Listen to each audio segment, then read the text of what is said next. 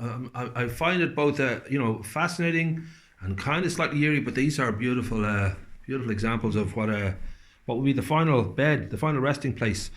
Yeah, really gorgeous. I'd say these the ranges of these, and of course the baskets have become a very big part of the new world.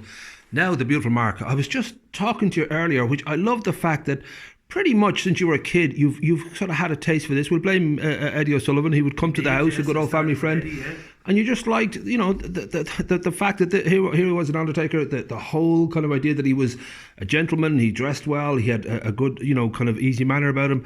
These are all things that sort of, had an effect on you. So it was pretty much always going to be this for you.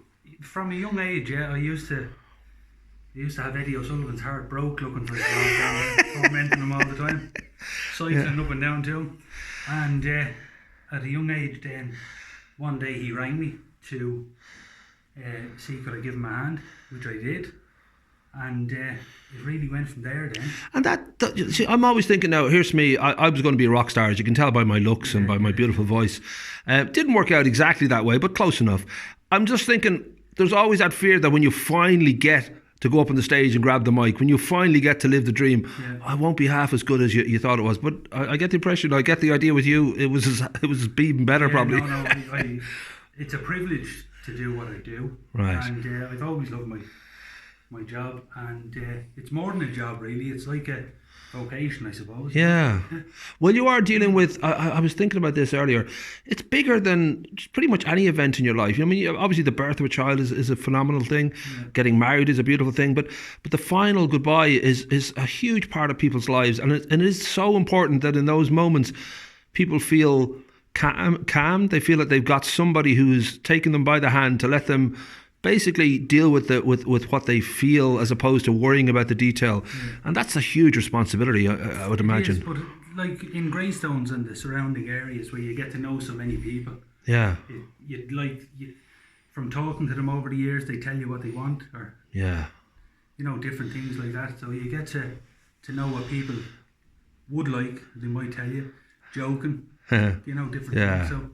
Well, that's it. I think, here you are, like you started off part-time, you loved it right from the start. You're down in Greystone's Funeral Home for the 5 years. You go for 6 years, there you go. And then you got 15 years with Murphy's and Bray. So when you suddenly found yourself, without any great plan about it, going out on your own, you plainly knew what you were doing in regard to the actual job. I was very lucky that I had so much experience.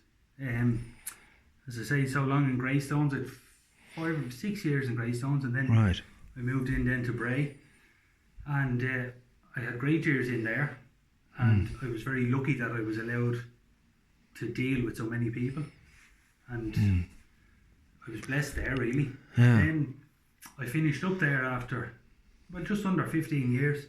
Wow. And I finished on a Thursday evening. Right. And 4 days later, Sunday night, about 11:30 my phone rang, and it was a family that I know very, very well, and their mum had passed away, and this lady asked me would I look after her mum's funeral, which I did, and I'm very grateful to that family because they got me started really, and that lady was a real Greystones woman as well, so well, I was thinking all the time for in those in between Thursday and that phone call on Sunday evening, I don't know whether you even contemplated the possibility that, maybe I won't be doing this for a while now. Was that something? Well, I suppose it was. Friday was a great day. I went out for lunch and the walk and the whole lot. And Saturday the same. And then Sunday the nerves started to kick in. What am I going to do on Monday morning? Yeah, that's the way most of us feel about Mondays coming around. And then Sunday night then, the phone call changed everything. And here I am today. So we should say, of course, as many people know, that the Kinsella family have been in Greystones for about 5.6 billion years. I know that your great-grandfather was down in one of the families that lived in the North Beach cottages.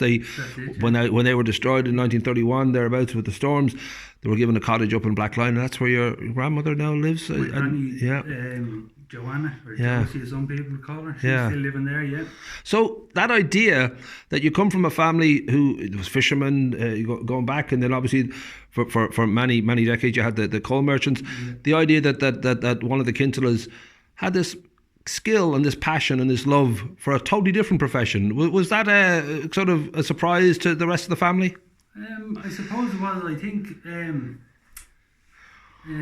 my mum, I would say, probably knew from a young age. There was probably loads of rows with my dad because working in the family business, I probably didn't always want to get up too early but when I'd go to work for Eddie, I'd be nearly up crack of dawn. So that didn't go down too well with Dad. But anyway, life goes on, and here we are today. I'm sure when they realised that you liked wearing suits a lot, they possibly would have been worried that there was something going on here. But thank God it was part of the job. People would say I probably didn't get too dirty carrying the whole either, but anyway. Now, as I said, like you are obviously based in Greystones, but you cover all of Wicklow and Dublin and beyond.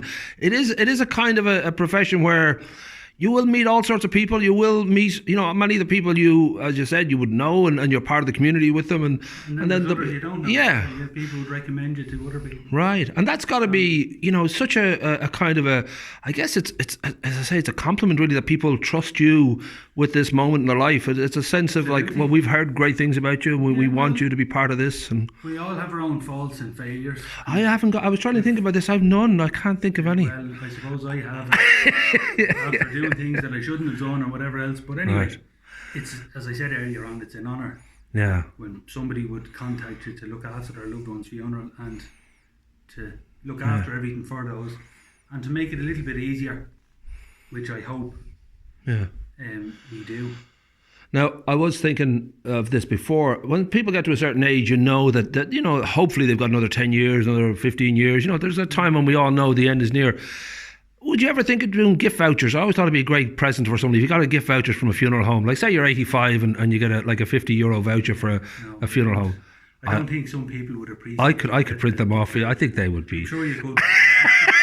No better man.